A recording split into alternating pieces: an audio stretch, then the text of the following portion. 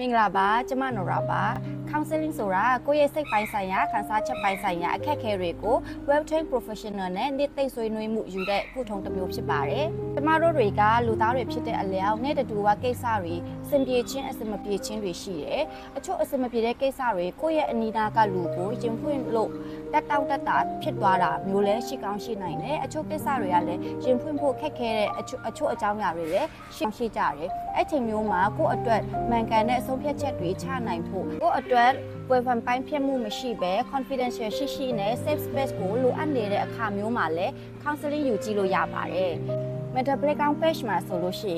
ရင်နေ့တူကကြုံတွေ့နေရတဲ့စိတ်ဖိစီးမှုတွေကနေရုံထွက်ချင်တာဒါမှမဟုတ်ကိုယ့်ရဲ့ true self ကိုယ့်ရဲ့ better version ကိုသွားချင်တာမိသားစုမိတ်ဆွေ couple relationship ကိုပိုကောင်းမွန်စေချင်တာဒါမှမဟုတ်ကိုယ့်ရဲ့အတိတ်က trauma ကနေ healing လုပ်ချင်တဲ့သူစသဖြင့်ဒီလို grief counseling တို့ substance use counseling တွေလည်းယူလို့ရပါတယ်individual counseling couple counseling family counseling ဆိုပြီးတော့အမျိုးမျိုးရှိပါတယ်